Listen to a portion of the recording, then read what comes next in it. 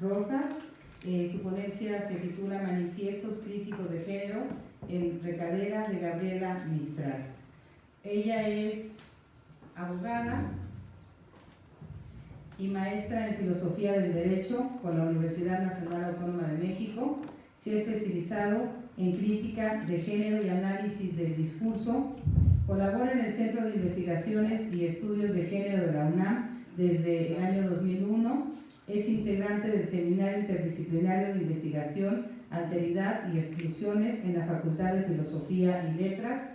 Forma parte del proyecto de investigación Salud Mental y Aborto en el Instituto Nacional de Psiquiatría. Conduce el programa semanal de radio ciudadana Mujeres a la Tribuna en el IMER. Es integrante de la Federación Mexicana de Mujeres Universitarias y del Patronato del Refugio Fortaleza, Centro de Atención Integral a la Mujer. Forma parte de las comisiones de Equidad y Género de la Facultad de Filosofía y Letras y en la Facultad de Derecho de la UNAM y pertenece a la Asociación Mexicana de Retórica. Muchas gracias, Loreta. Adelante. Pues muchas gracias por la invitación a la Capilla Alfonsina, a Beatriz Saavedra, a Alejandro Mejía.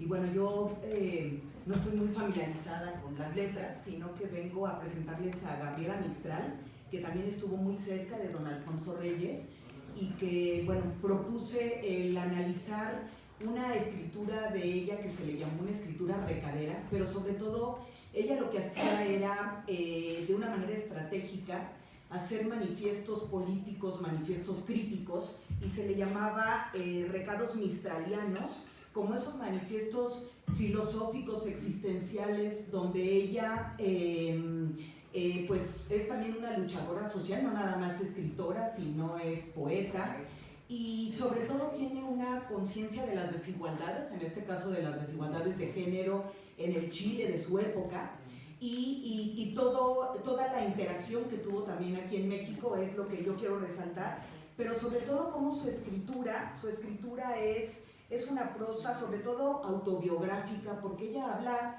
desde sus vivencias, desde su práctica de la experiencia como mujer de su época, y sobre todo con un lenguaje que algunas autoras han calificado como radical, propio de ella, de Gabriela Mistral, y sobre todo ella tiene una literatura conversacional para explicar su visión del mundo, pero sobre todo para elaborar manifiestos políticos, y yo podría decir que si la vemos a la luz ahorita de nuestro siglo XXI, pues tenía una claridad de cómo ir avanzando en explicar las desigualdades, las exclusiones, la normalización del maltrato hacia las mujeres para que cumplieran cierto papel que tenía que ver con normativas morales, con algunas normas religiosas, podríamos decir también, y creo que para eso es importante situarla, ¿no? Gabriela Mistral nace en el Valle del Elqui.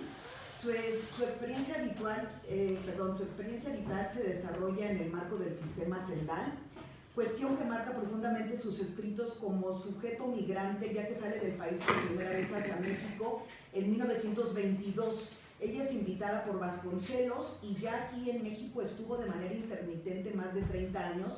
Viajó por muchos países, sobre todo en Europa, estuvo en Francia, en Italia, en Portugal, estuvo en Estados Unidos, sobre todo en Nueva York, pero comienza su escritura periodística y ensayista en muchos periódicos y publica muchos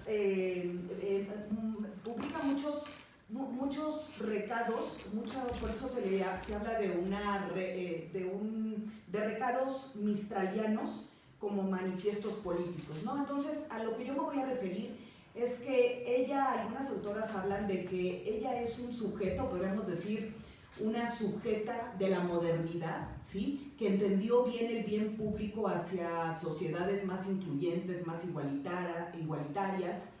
Ella hace una distinción entre el ámbito de lo público y de lo privado, y podríamos decir ya a la luz de una reflexión más contemporánea, que empieza a dar los primeros esbozos de lo que luego viene siendo la división sexual del trabajo entre lo público y lo privado, sobre todo poniendo especial atención en todo ese trabajo de cuidado que se hace principalmente, que hacen las mujeres en el ámbito de lo doméstico, a lo que se le ha llamado división sexual del trabajo, trabajo de cuidado.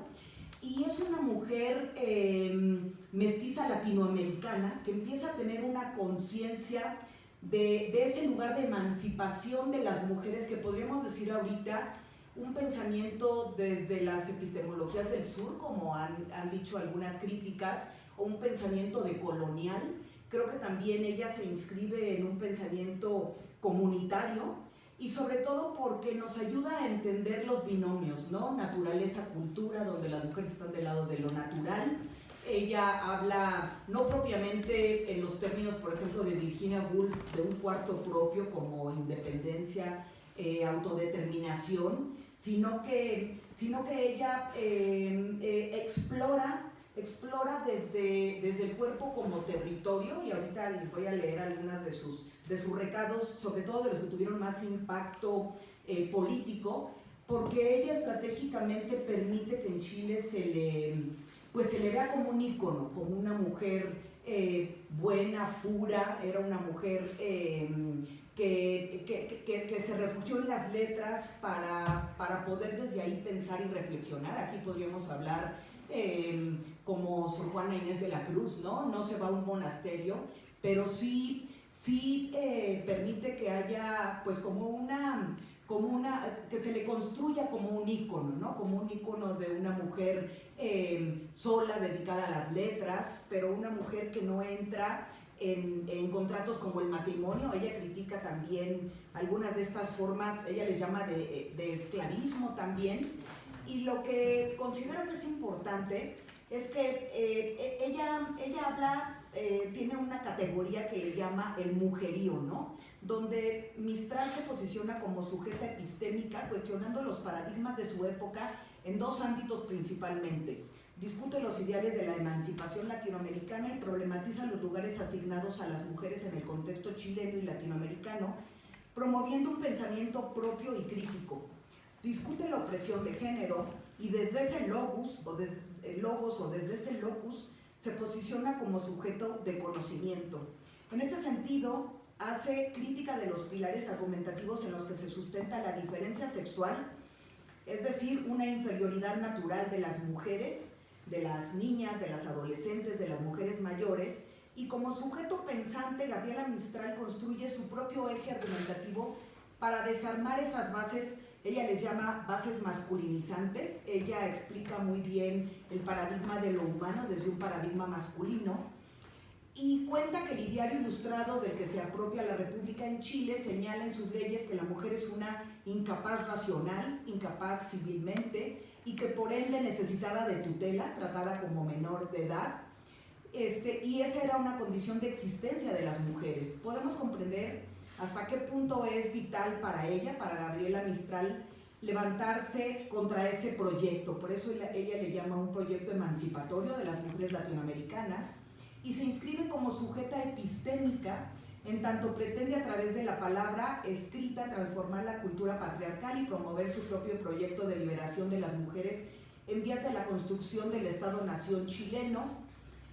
Mistral, en su recado en el Día de la Cultura Americana, escribe, esto fue en tiempos de la posguerra, porque ella se declara pacifista, y ella escribe, y la cito: las mujeres de la América sabemos que la paz de los pueblos no es un bien que dora a los otros bienes como hace la luz con los otros cuerpos, sino que es la condición virtual de cualquier grado de progreso, modesto o espléndido, que los pueblos busquen. La mujer nuestra sabe que la solución pacífica de los conflictos nacionales es una jornada que cuenta mucho más en el destino americano que cualquier logro económico y ventaja política, porque la paz se vuelve la manifestación más evidente de eso que llamamos una cultura. Se les torna un hábito a secas, o sea, el blando desbalar de la costumbre. Solo entonces las demás expresiones de cultura arriban naturalmente, como sobreviene el día y gira el ruedo de las estaciones. Y bueno, Gabriela Mistral tenía una personalidad que algunos de sus críticos llamaron inapropiada para su época, en tanto que no cumple con ninguno de los requisitos apropiados al modelo del autor de la mujer latinoamericana. Era una mujer soltera, sin patrimonio pecuniario, de provincia, autodidacta, es decir, no cuenta con ningún título que documente fehacientemente su idoneidad profesional. Gabriela Mistral se construye en un estereotipo de ella en el imaginario chileno y en el sistema educativo como la madre y la maestra de la patria, y utiliza esta estrategia sobre todo como maestra o madre de la patria, como estrategia de autorización, como un mecanismo para participar en la arena pública, pero a la vez resiste a ello en tanto no cumple en sí misma el rol asignado de la heterosexualidad normativa, ya que no tenía ni marido ni hijos, y en sus escritos, su discurso filosófico político sobre la mujer se opone a la ideología de lo que ella llamaba la domesticidad. Gabriela Mistral desafía la norma de género establecida por el modelo burgués instaurado en Chile, modelo que establece la tajante oposición de lo público y lo privado, en tanto ingresa a la arena pública en sus facetas de escritora, periodista y ensayista, inscribiendo su palabra más allá de la norma letrada, masculinizante, cristalizando un nuevo sistema de escritura desde su posición de mujer mestiza latinoamericana. Esta escritora reclama para su mujerío, y esta categoría también la podemos analizar como que ella nombra a esa diversidad de mujeres, ¿no?